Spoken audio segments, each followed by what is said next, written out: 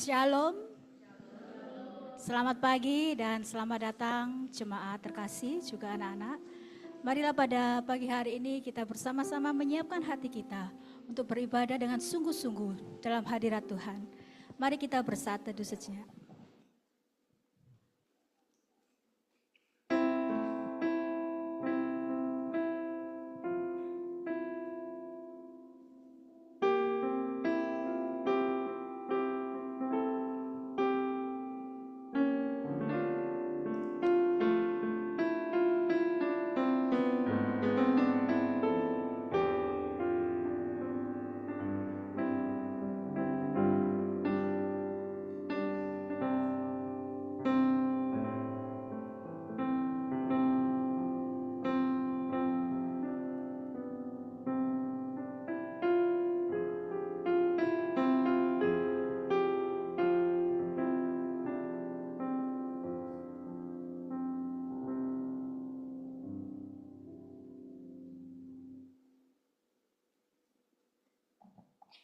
Mari kita berdoa. Bapa di dalam kerajaan surga, kami mengucap syukur Tuhan atas kebaikan-Mu sepanjang minggu ini. Engkau sudah memberkati kami, memberkati pekerjaan kami, kesehatan kami, bahkan pelayanan kami. Pagi hari ini Tuhan, kami membawa keluarga kami, memuji, memuliakan Engkau. Layakkan kami di hadapan-Mu Tuhan. Sucikan dan kuduskan hati pikiran kami untuk boleh menerima berkat firman-Mu Tuhan dan kami melakukannya. Kami berdoa bagi setiap jemaat yang dalam perjalanan saat ini ke tempat ini, Tuhan menyertai memimpin mereka. Kiranya mereka boleh tiba di tempat ini dengan selamat.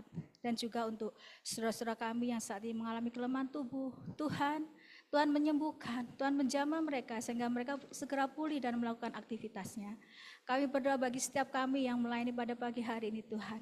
Beri kami kerendahan hati, beri kami hati sebagai hamba, berikan kesatuan hati bagi kami Bapa. Engkau menyertai setiap media yang kami pakai, wifi, alat-alat, instrumen Bapa, dan juga sound, kiranya berjalan dengan baik. Terima kasih Tuhan, kami menyerahkan ibadah kami dari awal pertengahan hingga akhirnya, hanya di dalam nama Tuhan Yesus Kristus, Allah kami yang hidup. Amin.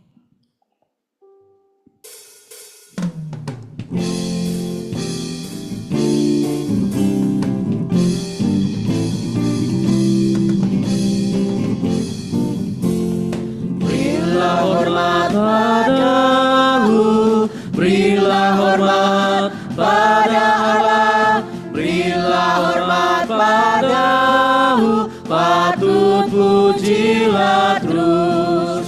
Puji Allah pemberi berkat, puji Allah segala bangsa, puji Allah yang tertinggi, puji Bapa, Putra dan Roh.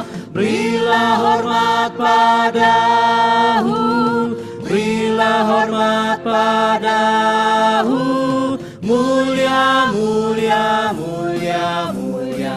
Berilah hormat padanya, mulia, mulia, mulia, mulia. Berilah hormat padanya.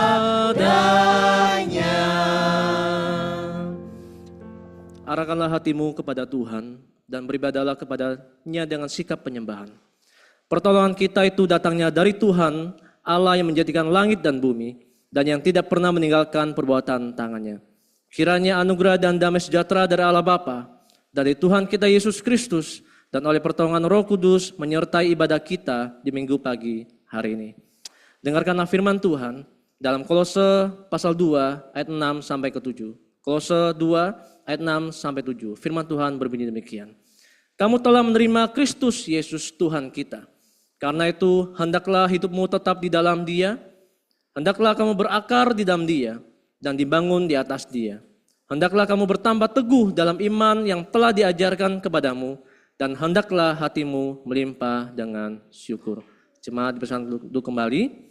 Saya mengundang untuk anak sekolah minggu untuk naik ke atas untuk menyanyi dan kita mendoakan anak-anak kita.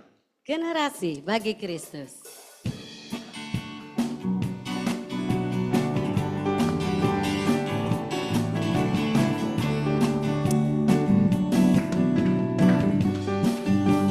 Sama-sama ya. Aku berdiri di hadapan Tuhan, taat senap hati, ku telah diselamatkan dan bertumbuh untuk melayanimu. Aku berdiri di hadapan Tuhan, taat senap hati, buat Yesus tersenyum. Bangsa-bangsa ada di hatiku. Generasi bagi Kristus, ku telah ditebus. Generasi bagi Kristus, itulah aku. Pakailah aku Tuhan pada generasi ini, sebab hidupku hanya bagi Kristus. Generasi bagi Kristus. Generasi bagi Kristus, ku telah ditebus. Generasi bagi Kristus, itulah aku. Pakailah aku Tuhan pada generasi ini, sebab hidupku hanya bagi Kristus. Ya, mari kita berdoa untuk anak-anak kita. Tuhan Yesus, kami bersyukur bahwa generasi ini adalah generasi yang kami persembahkan untuk Kristus, dan biarlah hidup mereka dari muda mempersembahkan dan mengenal Kristus, sehingga hidup hari ini mereka diberkati melalui ibadah, firman Tuhan disampaikan, berkati hamba-Mu juga yang memimpin pujian yang bermain musik, Tuhan yang diberkati. Dalam nama Tuhan Yesus kami berdoa, amin. Dipersilakan untuk kembali, untuk turun kembali. Mari Bapak sekalian, saya mengajak kita untuk merendahkan hati di hadapan Tuhan, untuk mengakui setiap dosa dan kegagalan kita dalam satu minggu ini, baik melalui perkataan kita, melalui pikiran kita, maupun melalui tindakan hidup kita. Kita tahu bahwa hati kita suka berubah, Bapak sekalian. Karena itu kita minta ampun sama Tuhan. Kita nyanyikan pujian, sebenarnya aku tak layak.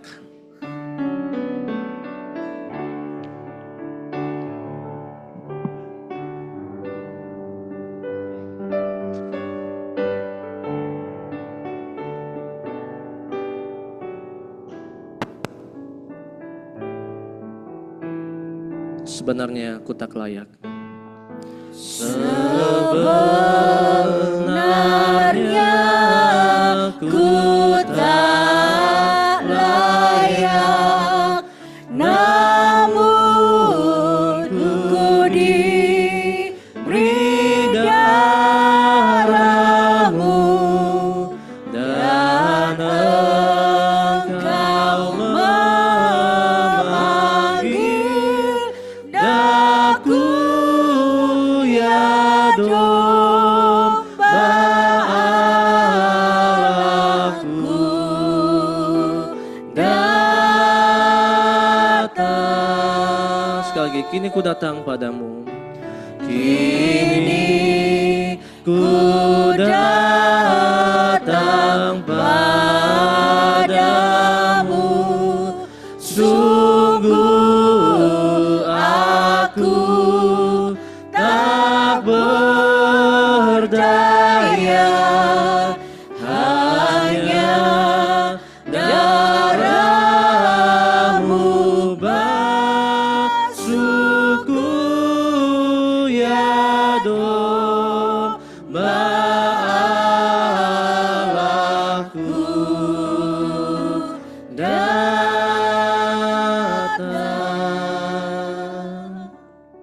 Mari Bapak sekalian, tundukkan kepala kita. Saya memberikan kita waktu untuk mengakui dosa dan kegagalan kita di hadapan Tuhan. Saya akan ungkapkan setiap penyesalan Bapak Ibu dan pertobatan Bapak Ibu di hadapan Tuhan.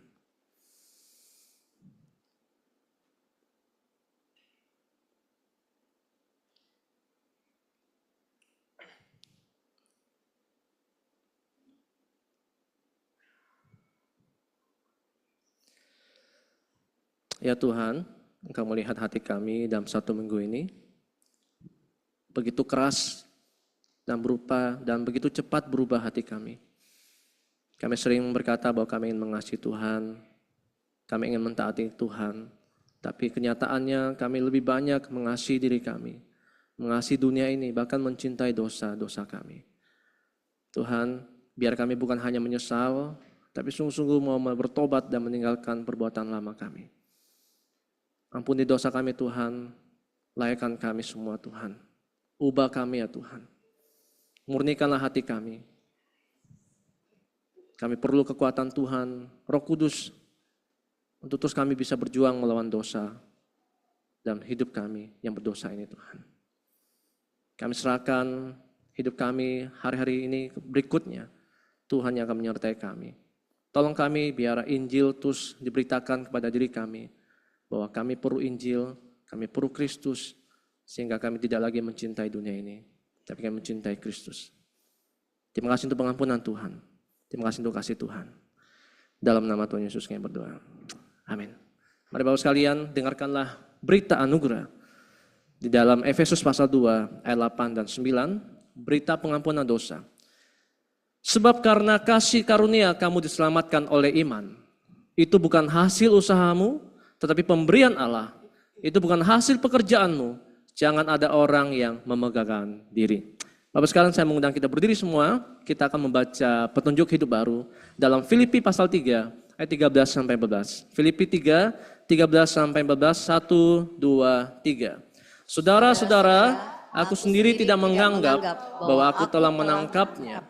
Tetapi ini yang kulakukan, aku melupakan apa yang telah di belakangku dan mengarahkan diri kepada apa yang di hadapanku. Dan berlari-lari kepada tujuan untuk memperoleh hadiah, yaitu panggilan surgawi dari Allah dalam Kristus Yesus. Amin. Dapat saya untuk kembali, kita akan masuk dalam pujian dan penyembahan.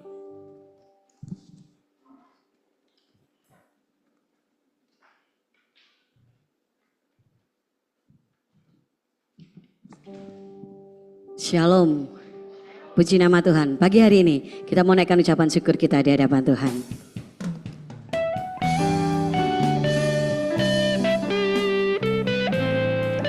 Jiwa kami memuji-Mu Tuhan.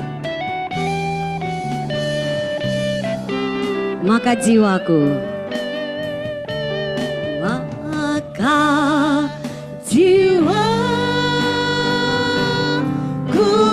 pun memuji-Mu. Kau Allah yang besar Tuhan.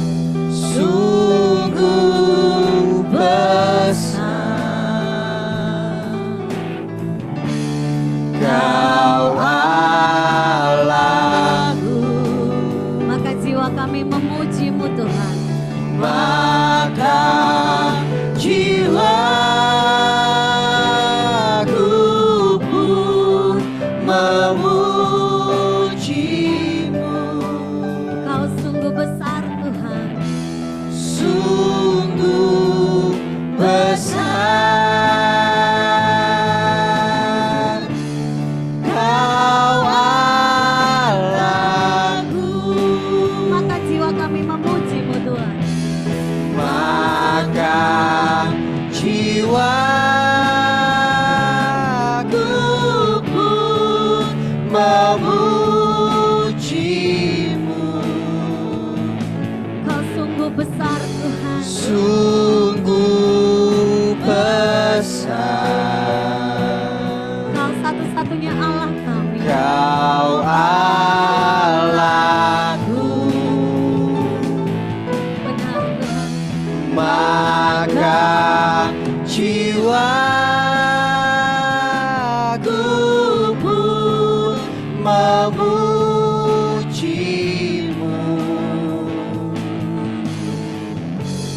Sungguh besar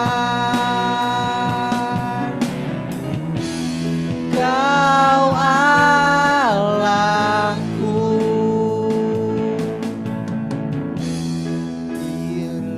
Bila ku lihat bintang gemerlapan dan bunyi guru riuh ku dengar, ya Tuhan, tak putus kami heran, tak putus aku heran melihat ciptaan-Mu, melihat melihat ciptaanmu yang besar. Maka jiwaku pun memujimu. Kau sungguh besar. Amin Tuhan. Kau Allahku. Maka jiwaku pun memujimu. Sungguh besar Kau Allahku. Katakan, ya Tuhanku.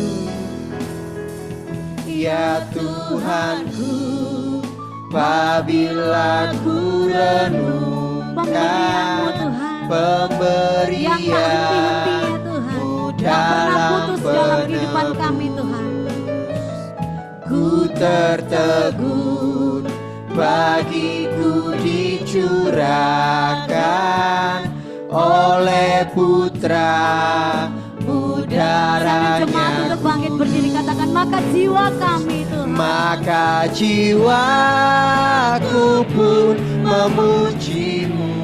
Kau sungguh besar. Sungguh besar. Satu-satunya Allah. Kau Allah. Amin, amin. Maka jiwaku pun memujimu. Sungguh besar Kau Allahku. Maka jiwaku pun memujimu. Sungguh besar Kau Allahku. Maka jiwaku pun memujimu. Sungguh besar Kau Allah. Sungguh besar, sungguh besar. Sungguh besar Kau Allah. Sungguh besar. Sungguh besar Kau Allahku. Benar Tuhan, jiwa kami memuji-Mu dan hati kami penuh dengan ucapan syukur sorak-sorai karena Engkau satu-satunya Tuhan di dalam kehidupan kami. Dan pagi hari ini hanya Engkau yang kami layak tinggikan dan agungkan. Di dalam nama Tuhan Yesus Kristus yang siap untuk memuji Tuhan. Sama-sama katakan amin. Sekali lagi saya mau sapa shalom. Bapak Ibu kasih salam kanan kiri, katakan bahwa Tuhan adalah gembala kami.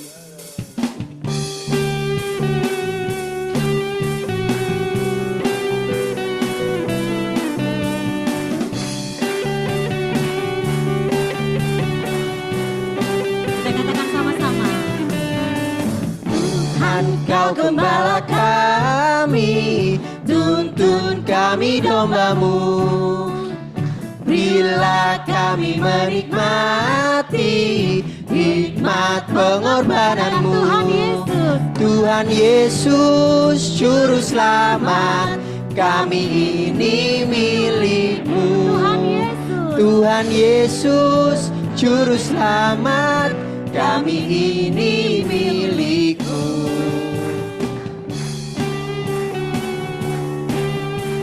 Kita katakan, Kau pengawal kami. Kau pengawal yang setia, kawan hidup terdekat. Jauhkan kami dari dosa, panggil kami yang sesat. Tuhan Yesus Juru Selamat, kami mohon beri berkat. Tuhan Yesus Juru Selamat, kami mohon beri berkat. Tuhan Yesus Juru Selamat, kami mohon beri berkat. Tuhan Yesus Juru Selamat, kami mohon beri berkat. Haleluya, ku bersorak, Tuhanku luar biasa. Haleluya, ku bersorak, Tuhanku dahsyat berkuasa. Ku angkat suaraku, puji namamu, ku bernyanyi bagimu. Ku bersuka, ku melompat bagimu, Yesus kau di dalamku. Ku rayakan kasih-Mu. Ku angkat suaraku, puji namamu, ku bernyanyi bagimu. Ku bersuka, ku melompat bagimu, Yesus kau di dalamku. Ku rayakan kasih-Mu.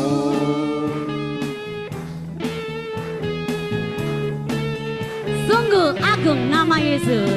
Sungguh agung nama Yesus, hati kita bergemar bila kita dirangkulnya, sukacita pun besar.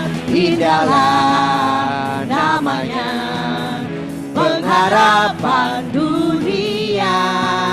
Indahlah namanya, suka surga yang bakal. Bila mendengar namanya, baiklah kita menyembah. Amin. Dan mengaku Dia Raja, kini dan selamanya. Indahlah namanya, pengharapan dunia. Indahlah namanya, suka surga yang indahlah bakal. namanya. Indahlah namanya, pengharapan dunia. Indahlah namanya, suka surga yang bakal. Amin. Puji nama Tuhan. Silakan duduk Bapak Saudara kasih Tuhan. Sungguh indah nama Yesus, sungguh agung nama Yesus. Dan sebentar kita akan mendengarkan untuk pembacaan Mazmur yang akan disampaikan oleh Saudari Vena.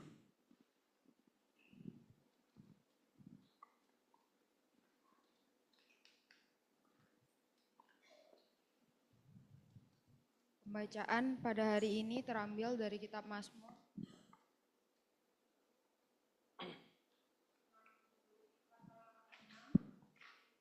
ayat 1 sampai 7. Bersyukur atas perbuatan dahsyat Allah, untuk pemimpin biduan nyanyian Mazmur. Sorak-sorailah bagi Allah, hai seisi bumi, mazmurkanlah kemuliaan namanya, muliakanlah Dia dengan puji-pujian. Katakanlah kepada Allah, betapa dahsyatnya segala karyamu. Karena kuasamu yang hebat, musuh-musuhmu tunduk kepadamu. Seisi bumi sujud menyembahmu dan bermazmur bagimu, memazmurkan namamu. Pergilah dan lihatlah karya-karya Allah. Ia dahsyat dalam perbuatannya terhadap manusia. Ia mengubah laut menjadi tanah kering, dan mereka menyeberangi sungai dengan berjalan kaki. Oleh sebab itu, marilah kita bersukacita karena Dia, yang memerintah dengan perkasa untuk selama-lamanya. Matanya mengawasi bangsa-bangsa agar para pemberontak tidak meninggikan diri. Amin. Amin. Puji nama Tuhan. Dan kita siapkan hati kita untuk kita mendengarkan firman Tuhan. Firman yang ajaib, firman yang hidup, firman yang mulia.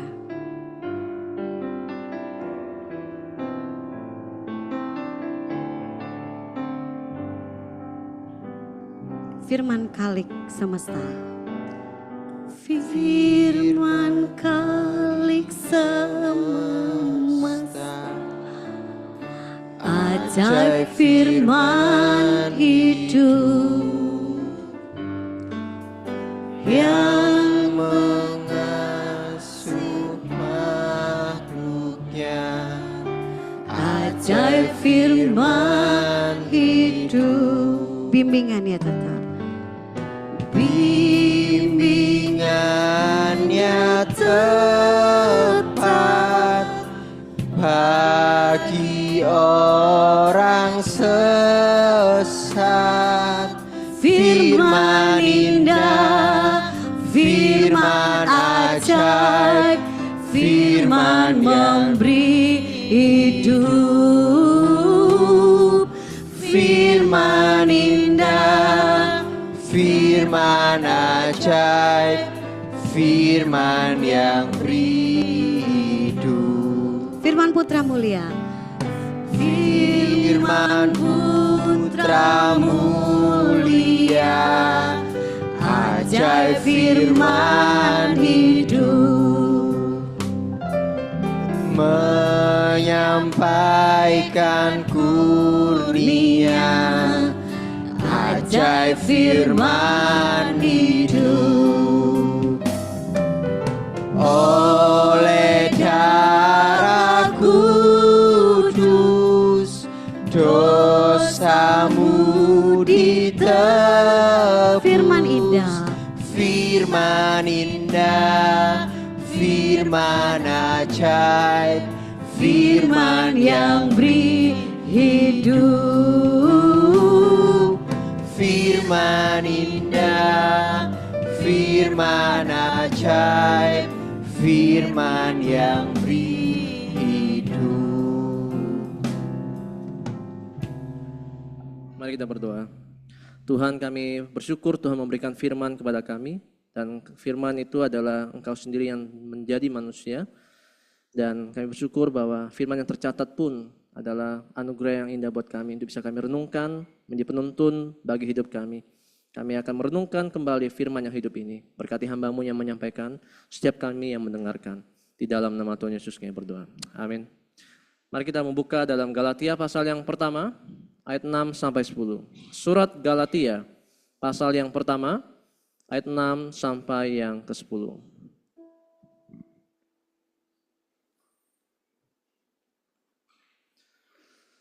Surat Galatia pasal yang pertama, ayat 6 sampai yang ke-10. Sudah dapat semua? Ya, dari wajahnya masih mencari. Oke, kita akan baca bergantian, ayat 6 saya, Bapak Ibu ayat ke-7. Hanya satu Injil. Aku heran bahwa kamu begitu lekas berbalik daripada Dia, yang oleh kasih karunia Kristus telah memanggil kamu dan mengikuti suatu Injil lain. Bapak Ibu?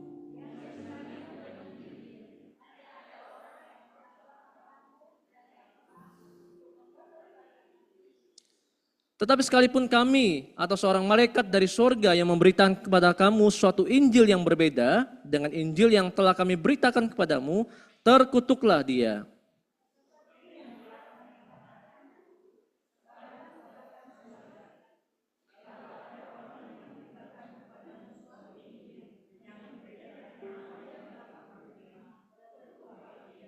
Jadi bagaimana sekarang? Adakah ku cari kesukaan manusia atau kesukaan Allah? Adakah aku coba berkenan kepada manusia? Sekiranya aku masih mau mencoba berkenan kepada manusia, maka aku bukanlah hamba Kristus. Berbahagialah setiap kita yang boleh membaca, merenungkan, dan melakukan firman Tuhan. Bersabdalah Tuhan.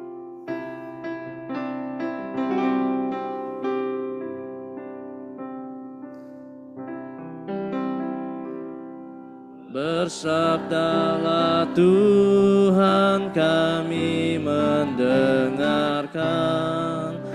Bersabdalah Tuhan, kami mendengarkan.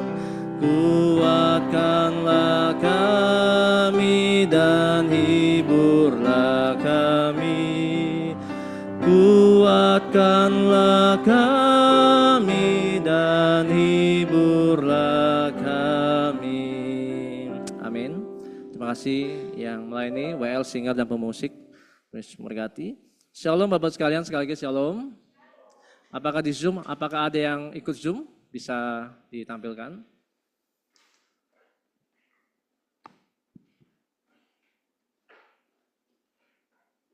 Ada? Oke. Selamat beribadah. Apakah suara kami terdengar di Zoom? Untuk memastikan saja. Ya, terdengar suaranya? Terdengar ya?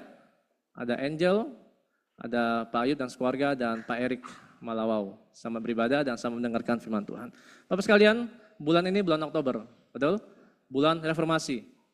Dan kita kalau masih ingat dari minggu pertama, minggu kedua, minggu ketiga, dan minggu keempat ini adalah minggu terakhir di reformasi. Saya coba sedikit simpulkan sedikit tentang khotbah yang pernah kita dengar. Minggu pertama, Pendeta Rionat mengkhotbah tentang apa? Tentang semangat reformasi.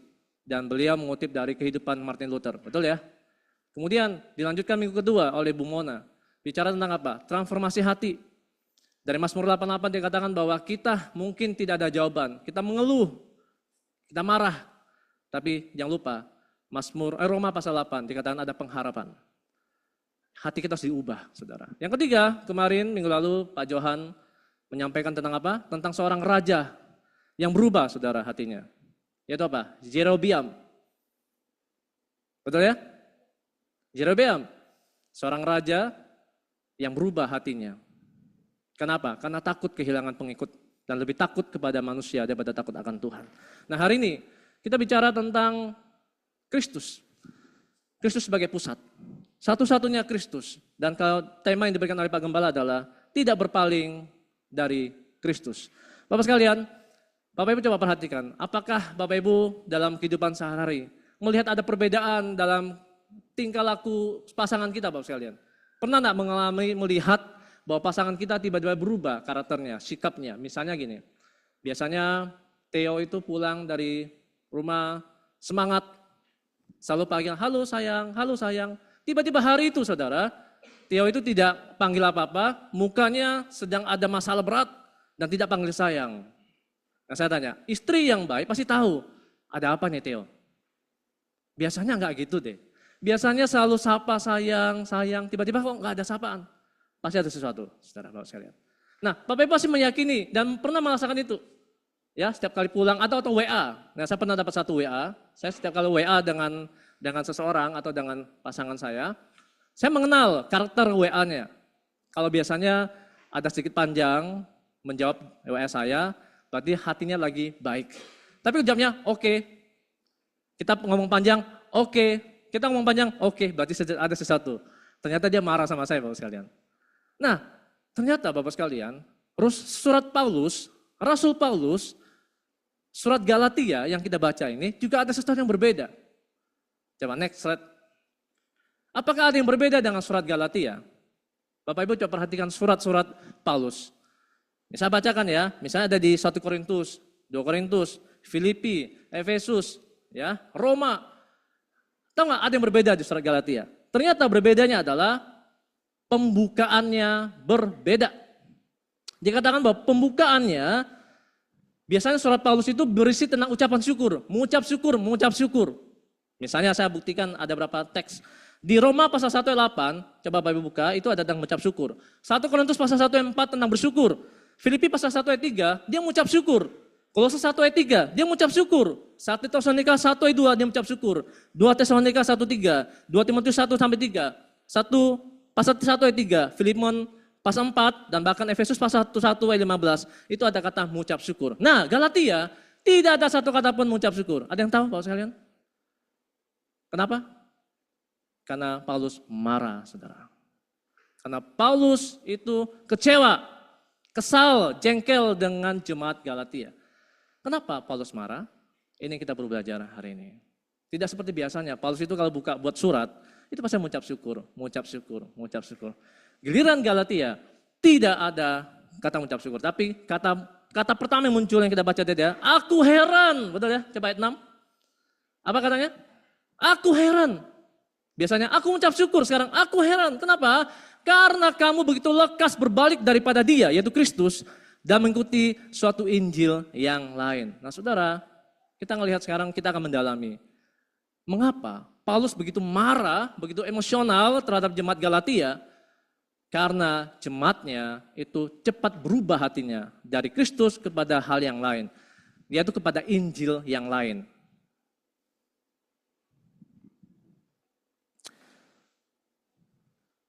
Bapak sekalian, mengapa Paulus begitu concern, begitu fokus kepada Injil yang murni? Kenapa Paulus begitu reaksi ketika dengar jemaat Galatia berubah dari Injil lain kepada Injil lain, langsung marah? Karena saudara, berpaling dari Injil itu adalah hal yang serius, Bapak sekalian. Coba saya akan memberikan gambaran mengapa seseorang yang berpaling dari Injil itu serius. Di dalam bahasa yang saya dapatkan, bahwa kata berpaling Bapak sekalian, itu artinya berkhianat. Atau berkhianat ya? Tidak setia lagi pada Injil. Memindahkan kesetiaannya kepada Kristus kepada yang lain. Berkhianat saudara. Dan dikatakan itu adalah sesuatu yang serius. Dan itu melukai hati Paulus. Akhirnya Paulus menganggap itu anak-anak rohaninya kok begitu cepat berubah. Bukan hanya berbalik, tapi juga perubahan itu begitu cepat. Saya baca suatu tafsiran Bapak sekalian. Ketika Paulus mendirikan jemaat ini, lalu Paulus meninggalkan jemaat ini, lalu memberikan kota lain. Ketika berapa waktu kemudian dia balik lagi, dan dia dengar bahwa jemaatnya sudah berubah. Menurut dia itu ada sesuatu yang sangat-sangat membuat hatinya hancur. Bayangin ya misalnya gini. Gereja kita ini sudah dibangun 24 tahun. Sejak awal firman Tuhan ditanamkan. Percaya Yesus, ikut Yesus. Tiba-tiba setelah bertahun-tahun disampaikan ikut Yesus, ikut Yesus. Saudara, bulan berikutnya Bapak Ibu ikut kepada yang lain, bukan Kristus. Saya tanya, pemimpin rohani kecewa enggak? Yang mulai pelayanan tempat ini kecewa enggak? Almarhum pendeta satu pun jangan kecewa. Melihat bahwa kalau ada jemaatnya pindah hati dari Kristus kepada ilah lain. Nah saudara, begitu cepatnya dan itu hal serius. Dan dikatakan apa? Tapi bersyukurnya ada kata positifnya. Mereka masih dalam proses pemindahan. Artinya mereka hatinya masih belum semua pindah, tapi dalam proses, ada bahasa Yunaninya itu terus menerus. Jadi prosesnya masih berlangsung, artinya masih ada kesempatan untuk ditegur saudara, supaya dia kembali kepada Kristus. Nah ini yang saya melihat gambaran, ini pembukaannya saudara. Jadi tema tidak berpaling dari Kristus, ada tema yang bagus sekali dan penting, bahkan Paulus sendiri yang memperlihatkan karakternya. Dia bilang kalau ada jemaatnya yang berpaling pada Kristus, dia marah dan bilang kamu kok begitu seriusnya dan begitu cepatnya hatimu berubah. Dan dia bilang sekarang kamu balik lagi kepada Injil. Nah saudara, sekarang saya mau katakan, kalau ada orang yang berbalik pada Injil, maka ada 3 hal yang kita lihat. Ada 3 hal yang kita lihat. Pertama saudara, orang yang berbalik pada Injil artinya apa? Dia berbalik dari Allah sendiri. Misalnya gini, ada yang mengatakan demikian, saya percaya kepada Yesus kok, tapi saya tidak tertarik pada Alkitab. Ini pernyataan seperti itu menunjukkan bahwa banyak orang hanya ingin mempertahankan hubungan dengan Allah, tapi meninggalkan Injil. Jadi gini saudara, banyak orang mengatakan demikian. Saya menolak Injil atau saya tidak mau baca Alkitab, tapi saya tidak percaya Yesus. Bisa enggak demikian Bapak sekalian? Bisa? Injil dan Kristus, Alkitab dan Kristus itu satu kesatuan. Kalau mengasihi Kristus, maka mengasihi Injil, mengasihi Alkitab, baca firman Tuhan saudara ya. Kemudian yang kedua, kalau Bapak Ibu berbalik pada Injil, bukan hanya berbalik dari Allah, tapi juga berbalik dari kasih karunia Kristus saudara. Maka saya mau katakan, Paulus ini sedang lagi membentuk satu tim, yaitu tim pencapaian ilahi melawan tim pencapaian manusia. Begini maksudnya Bapak sekalian. Kelompok yang sedang mempengaruhi jemaat Galatia adalah kelompok Yudaisme. Yudaisme adalah kelompok di mana pencapaian manusia itu harus mereka tekankan. Jadi ada 2 tim nih sekarang lagi berperang. Tim pencapaian manusia, tim pencapaian ilahi. Sedangkan menurut Paulus, Yudaisme yang mempengaruhi jemaat Galatia yang tadi berubah tadi, Injil yang palsu tadi, adalah Injil yang tim pencapaian manusia. Artinya apa? Kita diselamatkan itu bukan hanya anugerah plus perbuatan baik, itu kelompok tim pencapaian manusia. Sedangkan Paulus mengajarkan doktrin Injil yang benar adalah bahwa kita diselamatkan murni hanya anugerah Kristus. Hanya satu-satunya Kristus yang diselamatkan, tanpa ada plus-plus lagi saudara. Paham ya Bapak sekalian? Paulus marah besar, mengapa enggak berbalik dari Injil yang benar? Saya ngajarin bahwa Kristus satu-satunya keselamatan, tidak ditambah perbuatan baik, tidak ditambah sunat, tidak ditambah hukum Taurat, hanya Kristus. Kok sekarang kelompok Yudaisme datang, mempengaruhi, bilang, tidak cukup hanya percaya Yesus, plus berbuat baik, plus sunat, plus melakukan hukum Taurat. Dan dikatakan ini adalah tim pencapaian manusia versus tim pencapaian ilahi. Injil yang benar itu pasti murninya semua tentang Kristus. Kristus yang melakukan semua itu. Kalau Injil yang palsu pasti ada peran manusianya. Manusia jadi pusat saudara. Ini yang gambaran yang kita lihat bahwa Paulus begitu marah. Dan mereka berbalik dari Injil. Dan mereka berbalik kepada Injil yang palsu. Namun sekalian, memutarkan balik Injil itu adalah hal yang serius. Misalnya coba saya berikan satu, bisa next nak? Karena kita semangat reformasi, kita kembali ingat bahwa keselamatan karena anugerah Tuhan, beriman kepada Kristus hanya anugerah Tuhan, kepada Kristus satu-satunya juru selamat, dan semua itu anugerah Tuhan. Urutan Injil yang benar, saya akan menyampaikan ulang tentang inti Injil. Urutan Injil yang benar begini, saudara. Ketika kita percaya Yesus, beriman kepada Kristus, maka kita diselamatkan. Ketika kita diselamatkan, maka kita dimampukan untuk taat sama Tuhan. Itu urutannya benar. Oke? Jadi Bapak Ibu sekarang percaya Yesus. Setelah percaya Yesus, Bapak diselamatkan. Ketika diselamatkan, Bapak Ibu dimampukan untuk mentaati Tuhan. Nah sekarang, ajaran yang salah, urutan Injil yang salah begini. Untuk bisa diselamatkan, Bapak Ibu harus percaya kepada Allah, plus Bapak Ibu harus taat kepada Allah. Harus melakukan perintah Allah. Misalnya sunat. Lakukan semua hukum Taurat misalnya. Ini urutan yang salah. Kenapa bisa begitu saudara? Coba sekarang saya ingin Bapak Ibu tunjukkan kepada saya atau kepada siapapun dalam dunia ini. Bisa enggak urutan yang ini dilakukan oleh orang supaya bisa selamat? Yaitu harus percaya kepada Allah plus lakukan sempurna perintah Allah dengan sempurna. Ada yang bisa? Itu bukan Injil yang benar. Karena justru itu Tuhan tahu bahwa manusia tidak bisa melakukan secara sempurna karena manusia berdosa, maka Tuhan datang. Dia berikan anugerahnya buat kita. Supaya kita percaya Yesus dan diselamatkan. Setelah diselamatkan baru kita taat sama Tuhan. Jadi ketaatan kita bukan dasar keselamatan kita. Ketaatannya adalah buah dari keselamatan kita. Nah ini sedikit doktrinal, tapi ini inti tentang keselamatan. Tidak boleh kompromi, tidak boleh tambah-tambahan, tidak ada bumbu lain lagi. Bahwa keselamatan hanya anugerah Tuhan dalam Kristus Yesus. Setelah diselamatkan baru kita dimampukan untuk taat. Kalau kita balik urutannya, itu Injil yang salah. Dan Paulus marah besar. Dan dikatakan terkutuklah dia, kata kitab, saudara. Nah Bapak sekalian, bagaimana kita lihat ayat yang berikutnya? Saya coba memperlihatkan ada beberapa ayat sini. Coba. Kata memutarbalikkan cukup menarik menurut saya. Saya baca ayat yang ke-7. Dikatakan yang sebenarnya bukan Injil, hanya ada orang yang mengacaukan kamu.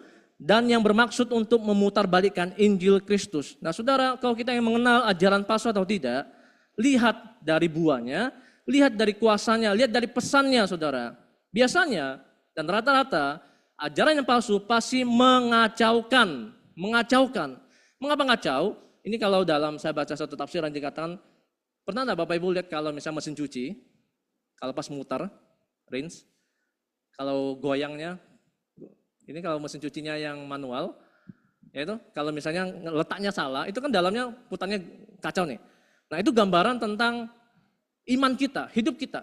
Kalau gereja tiba-tiba ada ajaran palsu yang masuk, itu tidak mengacaukan mental dan spiritual jemaat kita, saudara.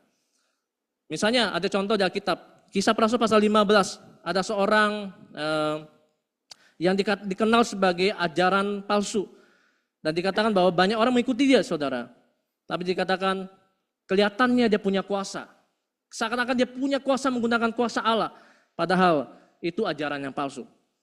Jadi kita nggak bisa melihat hanya misalnya penampilannya. Kita nggak bisa melihat hanya misalnya apa yang bisa dia tawarkan. Tapi kita lihat pesannya. Apakah pesannya itu mengacaukan Injil kita? Kalau ada pesan yang menambahkan tentang perbuatan dan keselamatan kita, itu pasti Injil yang palsu. Ya saudara ya, Bapak sekalian ya. Nah, kata memutarbalikkan ada sesuatu yang bahaya. Nah sekarang begini, bagaimana dengan gereja kita saudara? Apakah gereja kita masih murni dalam memberitakan Injil yang murni? Kalau seandainya saya, Pendeta Rionat, Pendeta Devi, Pendeta Agus, atau Saudara Rainer menyampaikan Injil yang lain, tegurlah kami. Jangan dengarin kami kalau kami menyampaikan Injil yang palsu. Ayat yang ke-8 dan 9, Paulus 2 kali menekankan 2 hal. Terkutuklah dia, sekalipun kami, kata Paulus, atau seorang malaikat dari surga pun kalau memberitakan Injil yang lain, jangan dengarkan dia. Terkutuklah dia, saudara. Sekarang banyak sosmed kita bisa buka ya. Kita bisa buka TikTok, Instagram, YouTube. Banyak potongan-potongan singkat videonya, betul? Kita sangat mengagumi berapa pendeta. Nggak apa-apa, Bapak Ibu bisa mengagumi. Tapi kalau selagi pesan Injil yang diberitakan tidak sesuai dengan pesan yang dalam Alkitab, jangan dengarkan dia. Tinggalkan, saudara.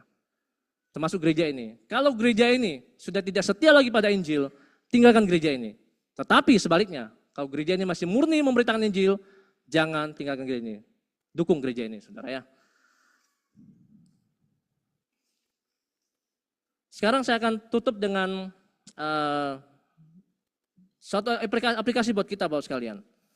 Tentang Injil. Yaitu ada 2 kelompok yang kita lihat. Bisa next? Di dalam buku yang saya baca, Kalibrasi Hati, dan bukunya Michael Kesdion, seorang pastor dari GBI Gibeon, tapi dia punya ajaran yang reform. Yang mengatakan begini, kecenderungan kita menyimpangkan Injil ada 2 kelompok saudara. Yang pertama kelompok konservatif, yang kedua kelompok liberal. Nah sekarang kita lihat satu-satu, konservatif dan liberal. Konservatif adalah kelompok orang yang sangat taat kepada aturan. Kemudian pokoknya semua serba teratur. Ini semua bagus. Baik sekali orang seperti ini. Dan orang seperti ini biasanya konsisten. Bagus, satset. Bagus banget saudara. Tetapi orang seperti ini hati-hati. Karena dia terlalu terus begitu taat pada aturan. Akhirnya dia sadar dan dia mungkin tidak sadar bahwa ternyata ada andil karena ketaatan saya. Oh mungkin karena saya rajin. Oh karena saya setia. Sehingga ada muncul berpikir ini usaha, hasil usaha mereka saudara. Ini konservatif. Tapi sebaliknya ada kelompok yang kedua, liberal. Jadi berkata bahwa orang ini yakin diselamatkan karena anugerah Tuhan. Ya, saya diselamatkan karena anugerah Tuhan. Tapi tidak mau taat pada hukum moral. Ini juga kacau balau saudara. Kenapa bisa begini? Begini, yang satu salah karena terlalu menekankan pada perbuatan dan usaha manusia. Yang satu yang salah, yang liberal ini, karena terlalu menekankan pada anugerah Tuhan, tapi melupakan kekudusan Allah. Paham gak sih Bapak sekalian?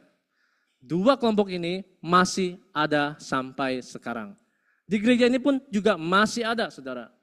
Kita tidak bisa menjadi orang konservatif, kita juga bisa jangan menjadi orang liberal. Dua-duanya salah. Ini namanya Injil yang palsu. Karena itu bagaimana jawabannya? Kita buka dalam Efesus pasal 2. Sebagai jawaban bahwa konservatif dan liberal itu semua bisa diatasi. Asalkan kita mengerti pesan Injil.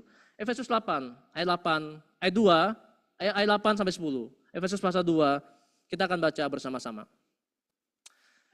Efesus pasal 2, ayat 8 sampai 10, sudah dapat semua? 1, 2, 3. Sebab karena kasih karunia kamu diselamatkan oleh iman. Itu bukan hasil usahamu, tapi pemberian Allah. Itu bukan hasil pekerjaanmu. Jangan ada orang yang memegahkan diri. Ayat 10. Karena kita ini buatan Allah. Diciptakan dalam Kristus Yesus untuk melakukan pekerjaan baik. Yang dipersiapkan Allah sebelumnya. Yang mau supaya kita hidup di dalamnya.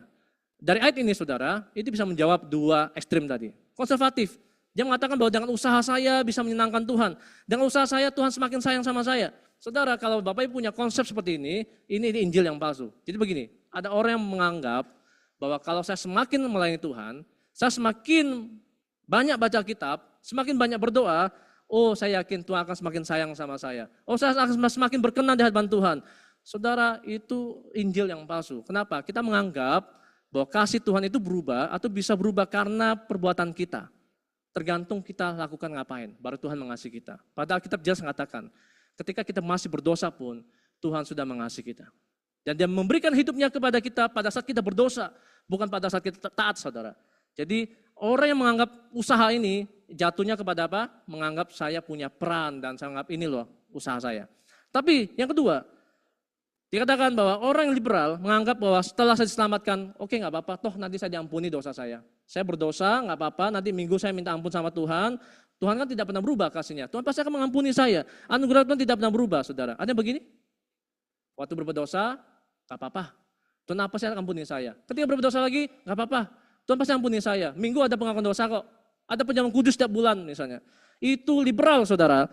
Yang tidak mengerti, padahal ayat 10 dikatakan, ayat 10, karena kita ini buatan Allah, diciptakan dalam Kristus Yesus untuk melakukan pekerjaan baik. Jadi orang yang sudah diselamatkan karena anugerah harus berbuat baik, tapi bukan dasar supaya diselamatkan, tapi sebagai hasil kita diselamatkan.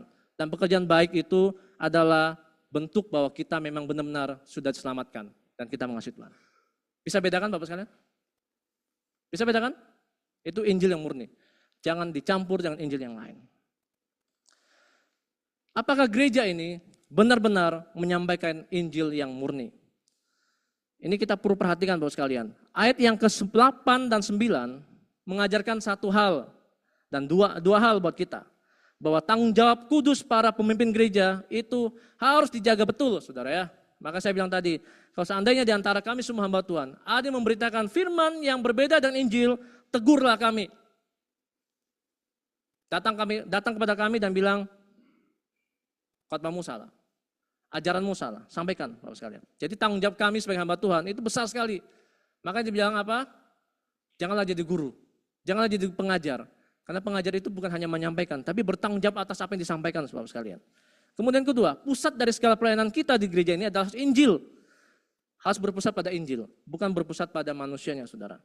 Ini sering kita tekankan berkali-kali. Setiap tahun kita reformasi, kita bilang hanya Kristus, sola Cristo, sola fide, sola scriptura, sola gracia. Tapi tidak cukup hanya yang kita pahami. Tapi bagaimana benar enggak dalam pelayanan kita, awal ibadah kita sampai akhir, pusatnya adalah Injil apa bukan. Injil, mengapa Injil itu begitu penting Bapak sekalian? Karena Injil itu bisa menjaga supaya kemuliaan Kristus tidak dipertaruhkan. Karena Injil bisa menjaga keselamatan jiwa-jiwa supaya tidak dipertaruhkan. Karena Injil bisa menjaga kesehatan rohani supaya tidak dipertaruhkan. Injil yang palsu selalu memuliakan manusia, menonjolkan usaha manusia. Injil sejati hanya memuliakan Allah. Keselamatan jiwa itu penting Bapak sekalian. Kalau sampai ada bilang keselamatan bukan dalam Yesus, maka pasti keselamatan jiwa itu dipertaruhkan. Kalau ada yang bilang bahwa gereja, kesehatan rohani gereja bilang berdasarkan pada Injil yang palsu, saya yakin pasti gereja itu tidak akan bisa berkembang, gereja itu tidak akan bertumbuh, gereja tidak akan bisa berbuah. Karena dasar gereja hadir itu karena dari Injil yang benar. Maka saudara, prinsipnya gini, kita boleh berbeda dalam hal-hal yang non-esensial. Kita bisa berbeda dengan banyak hal. Beda pendapat tidak masalah, beda program tidak masalah. Tapi ada hal yang esensi yang tidak boleh kita kompromi, yaitu Injil. Kita punya Injil yang sama, konsep Injil yang sama. Kita ada hal-hal yang boleh kita buka tangan, open-handed, kita boleh buka tangan. Tapi ada hal-hal yang kita harus genggam erat, tidak bisa kompromi Bapak sekalian. Yaitu apa? Injil. Kita boleh berbeda soal gaya musik. Karunia rohani bisa berbeda. Pandangan akhir zaman bisa berbeda. Tapi kalau Injil tidak boleh ditawar. Dan tragisnya, banyak gereja sekarang ini banyak pecah, itu bukan karena Injil, tapi karena kepentingan pribadi pendetanya.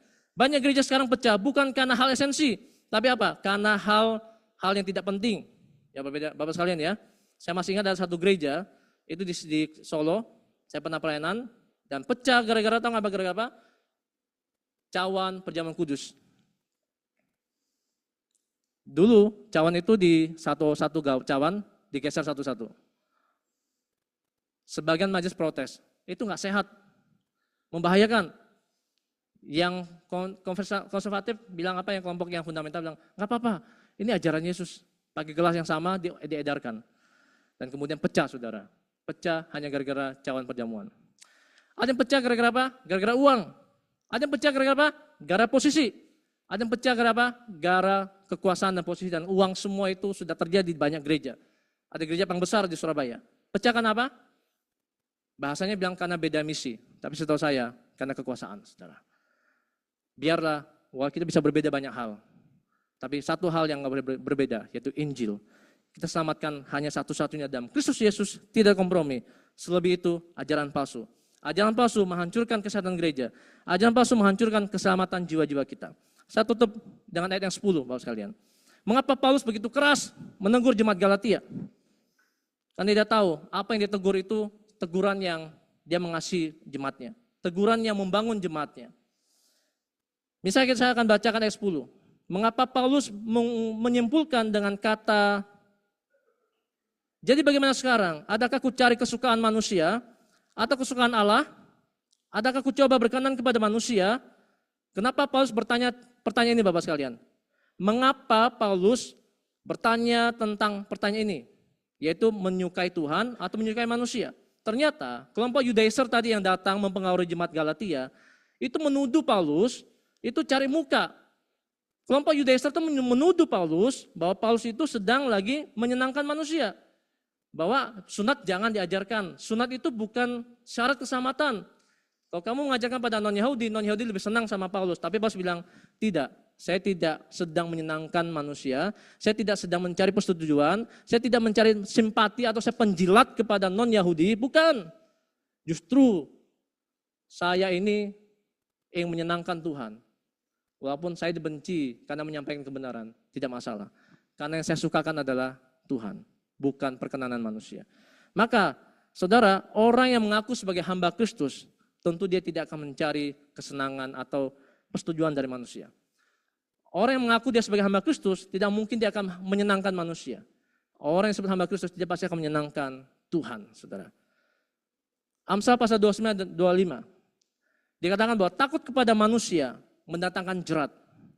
Kata takut di sini berarti menghormati, mengagumi, bahkan menyembah. Kalau di antara kita ada yang takut pada manusia, artinya kita menyembah manusia, kita menghormati manusia, dan dikatakan jadi pencari persetujuan manusia adalah bentuk penyembahan berhala. Saat kita terlalu memikirkan apa pendapat orang lain tentang kita sedang menyembah manusia, bukan Allah. Bapak sekalian, mari kita berdiri tegak di atas firman Tuhan. Di bulan reformasi ini kita berkata bahwa Injil yang murni adalah keselamatan hanya dalam Kristus Yesus, tidak ada tambah-tambah apa lagi. Satu-satunya dalam keselamatan Yesus, dan itu kasih karunia Tuhan. Ya saudara ya, dan kita harus berkata bahwa kita tidak boleh takut pada manusia untuk menyampaikan hal itu. Jika di antara Bapak sekalian, ada anggota kita yang punya konservatif atau liberal, ditegur saudara, nasihati. Lebih takut pada manusia, atau lebih takut pada manusia, Allah. Karena kita mau menjaga kemurnian Injil dalam gereja kita. GKR Misialetia adalah alirannya, pengajarannya reform. Reform artinya kita terus diperbaharui oleh firman Tuhan, oleh Injil yang benar. Saya ulangi sekali lagi, kalau dalam perjalanan hidup kami sebagai hamba Tuhan, ada ajaran yang salah, tegurlah kami, dan siap, konsekuensinya adalah siap kalau di gereja lain siap dipindahin, dimutasi. Kalau memang ada hamba Tuhan yang ngajar ajaran sesat. Tetapi kalau Bapak Ibu di sini, kalau punya pemahaman yang salah, segera bertobat. Tinggalkan ajaran yang salah. Injil yang benar, kita harus jaga betul. Karena Injil benar, itu adalah menjaga kualitas rohani gereja kita. Untuk apa kalau kita banyak jemaat, tapi jemaatnya tidak mau bertumbuh, tidak mau diubah oleh Injil. Tapi bila sama-sama, di bulan reformasi ini kita berkata, Tuhan, saya mau mempercayai Injil yang murni, mempercayai Injil yang sejati. Yaitu apa? Yaitu Kristus Yesus yang sudah mati buat saya. Satu-satu jalan keselamatan saya dalam Kristus Yesus dan semua karena anugerah Tuhan, bukan usaha manusia. Apa kita boleh berbuat baik? Boleh. Tapi itu hasil dari keselamatan kita. Hasil bahwa kita memang diselamatkan. Dan bilang kiri kanan, katakan, yuk kita ikuti Injil yang benar. Bilang kiri kanan. Mari kita ikut Injil yang benar. Ikuti Injil yang benar.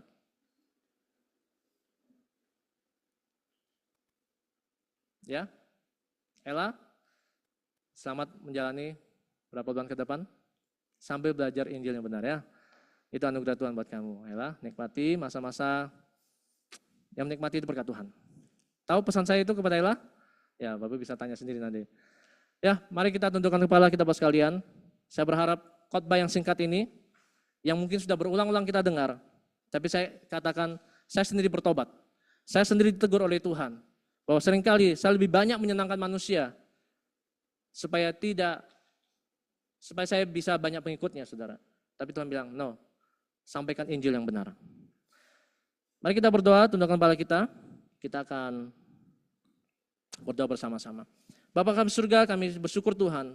Pagi hari ini secara singkat kami mendengar firman Tuhan Galatia pasal 1 ayat 6-10. Dikatakan bahwa Paulus begitu marahnya melihat kondisi jemaat mereka, karena jemaatnya Galatia telah meninggalkan Kristus dan berbalik kepada Injil yang salah. Dan itu sesuatu yang sangat serius ya Tuhan.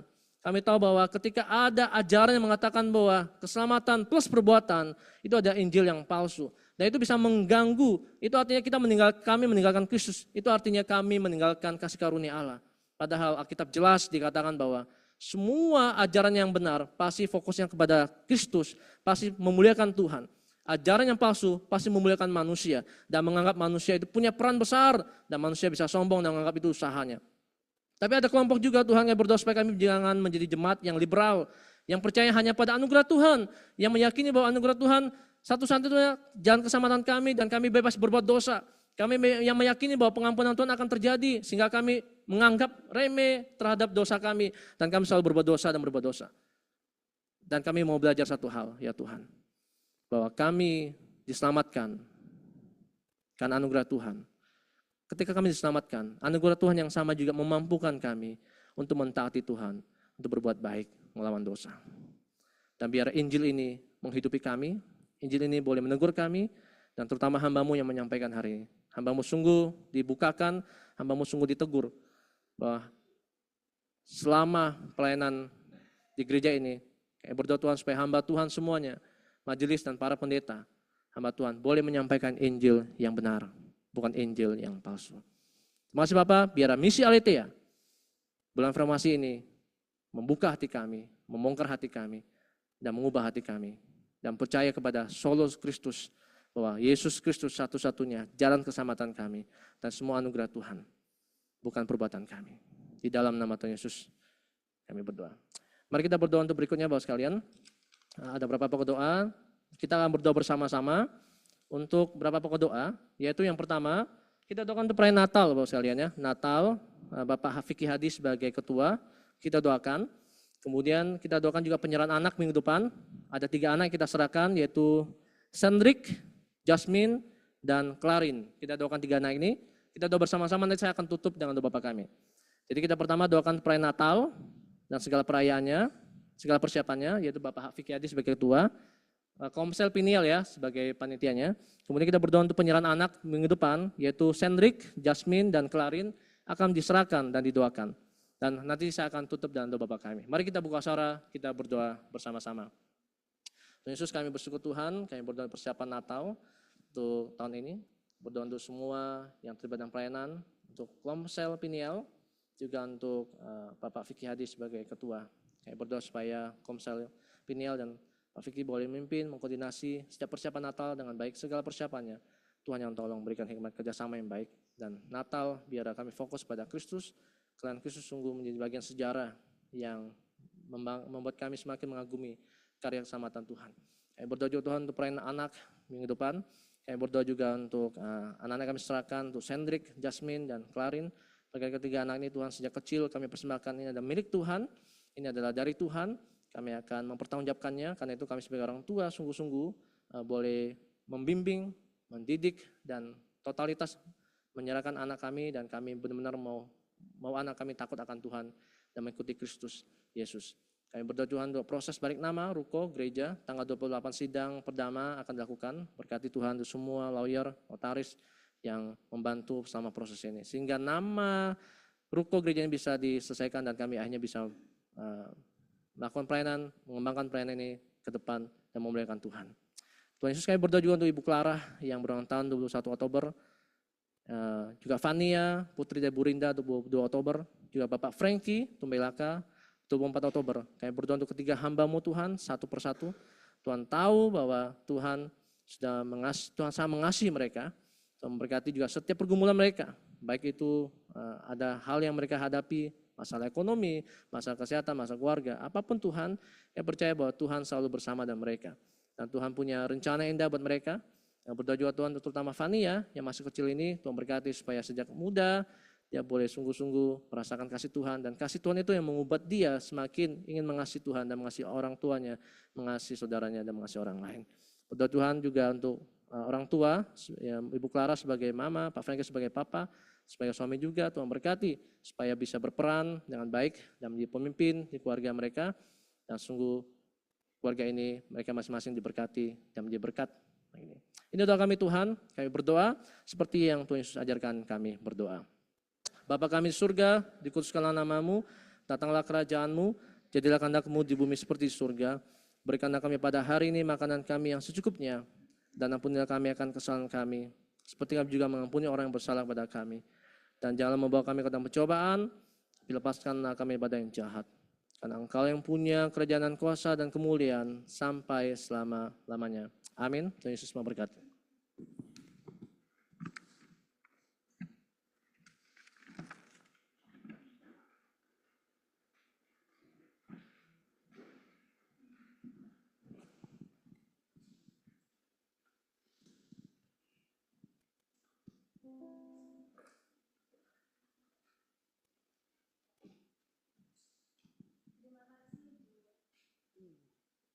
Terima kasih untuk firman Tuhan yang telah disampaikan.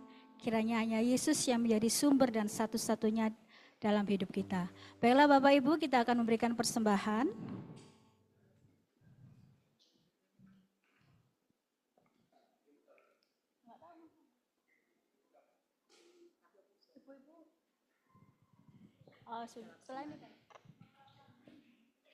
Ya, sebelum memberikan persembahan, saya akan membacakan ayat yang mendasari kita dalam Roma 12 ayat 1.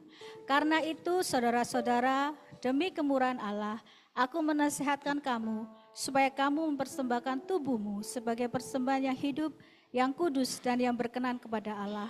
Itu adalah ibadahmu yang sejati. Mari petugas persembahan untuk boleh menjalankan tugasnya.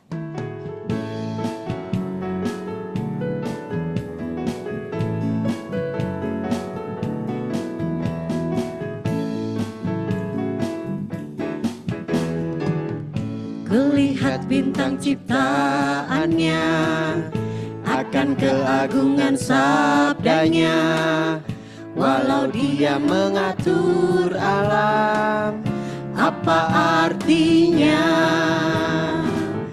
Kelahirannya ku rayakan, karena ada dalam sejarah. Datang membebaskan manusia, apa artinya? Akhirnya ku bertemu Tuhan, aku rasakan anugerahnya. Dia bukan Tuhan yang tinggal jauh dari aku dan yang mengabaikanku. Kini aku ditemaninya dan selalu dijagainya, memimpin sepanjang jalanku. Yesuslah hidupku, param param, param param. Kulihat bintang ciptaannya, akan keagungan Sabdanya, walau dia mengatur alam, apa artinya? Kelahirannya ku rayakan, karena ada dalam sejarah. Datang membebaskan manusia, apa artinya? bersama-sama kita katakan. Akhirnya ku bertemu Tuhan, aku rasakan anugerahnya. Dia bukan Tuhan yang tinggal jauh dari aku dan yang mengabaikanku. Kini aku ditemaninya dan selalu dijagainya, memimpin sepanjang jalanku. Yesuslah hidupku, Yesuslah hidupku.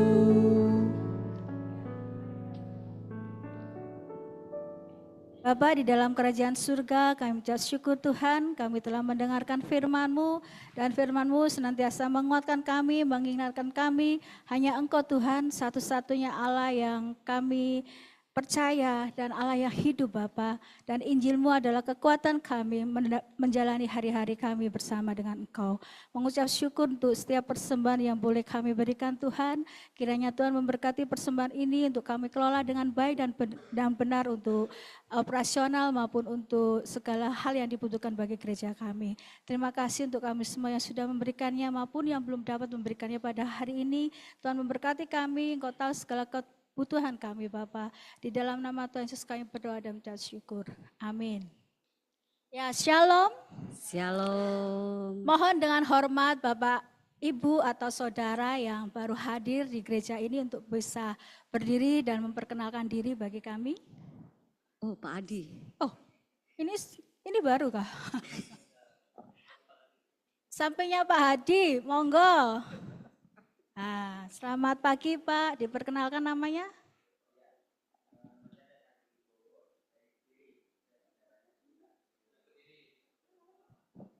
J, namanya tadi siapa Pak? Tias, oh Pak Tias, nye. Pak Adit, boleh disalami Pak Tiasnya ada. Oh saudara, loh, Pak Adit. Kalau Pak Adit kan saudara. Pak Adit maksudnya. Kami mengucap syukur dan berterima kasih Bapak boleh hadir di tengah-tengah kami dan kami berharap di minggu-minggu berikutnya boleh hadir kembali beribadah bersama kami. Selain Pak Tias, adakah? Karena Tias tuh bagi saya perempuan. Pak Adi kok ngadeng-ngadengnya mau memperkenal diri. Ya Bapak Ibu Saudara yang dikasih, saya akan membacakan beberapa warta.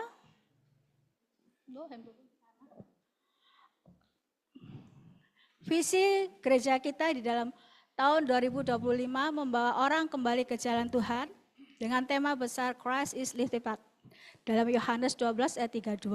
Kenal, perkenalkan dan hadirkan Kristus. Info sekretariat. Oke. Ibadah PPD. Saya enggak kelihatan. Ibadah PPD dilaksanakan setiap hari Rabu jam 19. Persekutuan wanita dilaksanakan pada minggu kedua dan keempat jam 4 sore. Dan EBC LTA Bible Class Jumat jam 7 melalui Zoom. Berharap jemaat bisa mengikuti. Persekutuan doa pagi setiap Sabtu jam 5:30 pagi melalui Zoom. Gembala sidang, majelis dan jemaat mengucapkan selamat dan sukses untuk saudari Desya Milenia yang telah menyelesaikan studi S1 dan telah diwisuda pada hari Selasa 21 Oktober di Universitas Bayangkara dan bergelar sarjana hukum. Kiranya dapat berkarya dan menjadi berkat melalui dunia kerja yang akan dijalani. Soli Deo Gloria. Desanya enggak hadir ya? Adakah? Oh sakit. Oh, ya diwakili Mama Putaria. Info yang lainnya adalah penyerahan anak dilaksanakan minggu depan tanggal 2 November. Tadi ada 3 orang anak yang akan diserahkan, sudah didoakan oleh Pendeta Heri Chin. Bagi Bapak Ibu yang mendaftarkan lagi boleh untuk segera mengisi dan menghubungi sekretariat. Minggu ini terakhir bagi yang mau menyerahkan anak. Doakan dan hadirilah PW Unike yang akan melaksanakan ibadah pada hari Jumat ini tanggal 31 Oktober jam 4 dengan speaker Ibu Ana Magdalena di GKRI Misi Aletheia. Temanya tadi apa ya? Terima kasih, ku berterima kasih, give thanks, good. Next, info, ini yang perlu Bapak Ibu ketahui. Info hasil Munas GKRI yang ke-12 di Surabaya, 14-17 Oktober, memutuskan telah dipilih pengurus MPS, Majelis Pusat Sinode periode 2025-2029. Ketua MPS Pendeta Heru Tri Budianto. Sekretaris Umum Pendeta Gani Kalangit dan Pendeta Reonal Simatupang masuk dalam kepengurusan MPS bidang pembinaan keluarga dan pengurus Majelis Daerah Jatim Intim 2025 sampai 2029 Ketua MD Pendeta Yeskiel RF Sampeka, Sekretaris Pendeta Fani Madayanto, Bendara Pendeta Heri Chin. Happy birthday Ibu Clara, 21 Oktober, anak Fania, 22 Oktober, Bapak Frankie, 24 Oktober. Gembala sidang, jemaat, dan majelis mengucapkan selamat ulang tahun, kiranya Tuhan Yesus memberkati. Untuk jadwal penatalayan bisa dilihat di grup penatalayan. Sepertinya sudah cukup. Nah, ibu-ibu apa sudah siap? Siap. Ya, pagi hari ini kita akan mendengarkan pujian persembahan dari Unike Ladies Voice.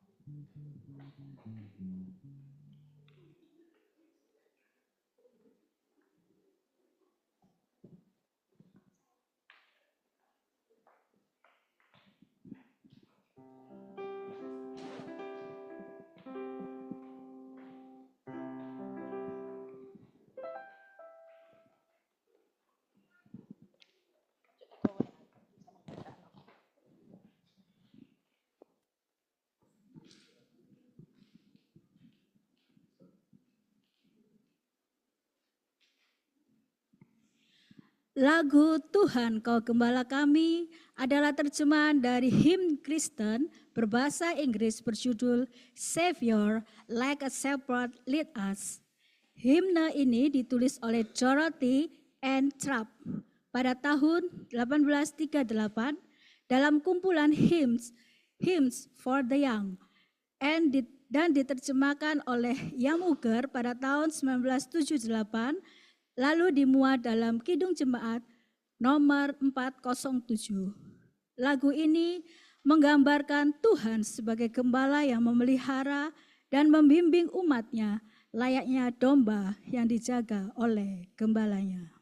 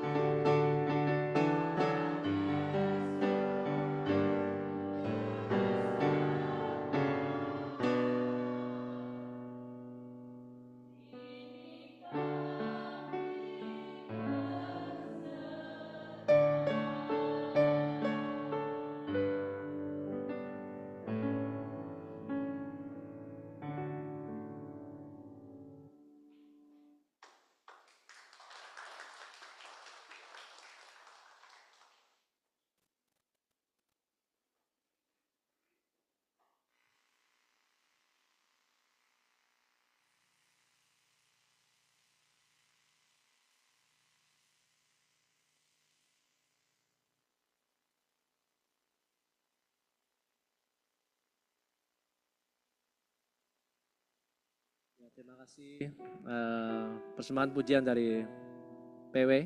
Ya, Bapak sekalian, kita akan membaca pertanyaan dan akan menjawab pertanyaan. Ya, silakan. Ya, saya bacakan, nanti jemaat yang menjawab.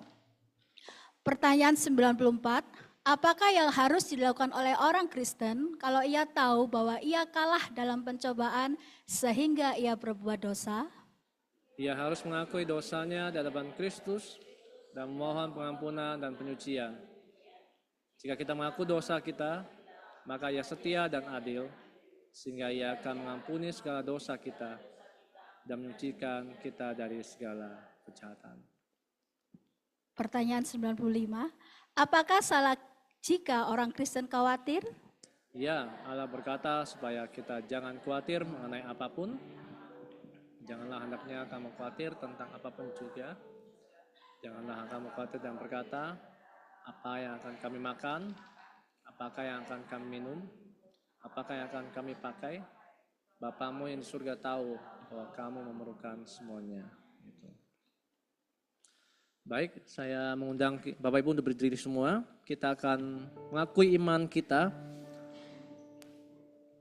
Pengakuan iman rasuli.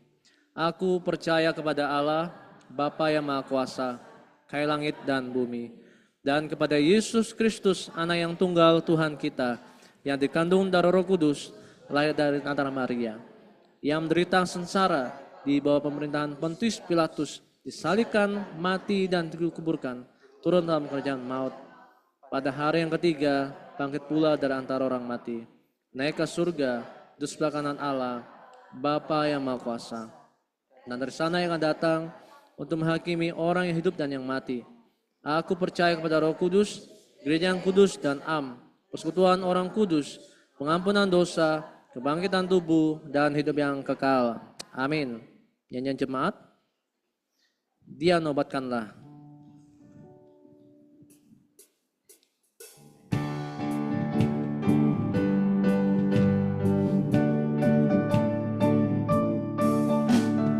Dia nobatkanlah, Sang Raja penebus, bahana surga bergema, memuji Dia terus. Hai bangun jiwaku, bernyanyilah serta memuji Juru Selamatmu kekal selamanya. Baik, kedua, Dia nobatkanlah, pengasih abadi, di dalam darah lukanya kasih-Nya berseri.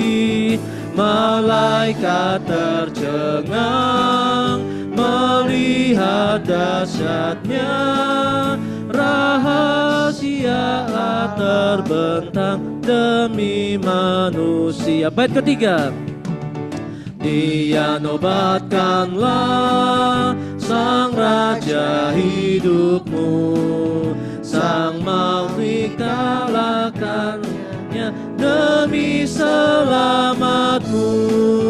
Muliakan namanya yang mati dan menang, memberikan hidup yang kekal, menghalau maut kejam. Doksologi.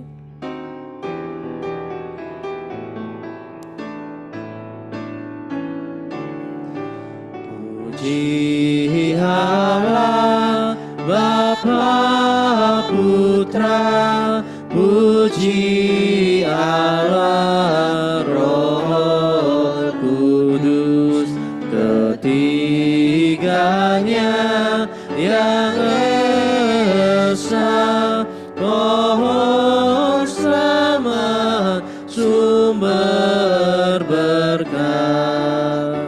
Amin. Mari Bapak sekalian, kita pulang dan ingatlah firman Tuhan.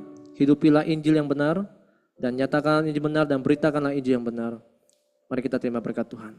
Tuhan memberkati engkau dan melindungi engkau. Tuhan menyinari engkau dengan wajahnya dan memberi engkau kasih karunia. Tuhan menghadapkan wajahnya kepadamu dan memberi engkau damai sejahtera. Amin.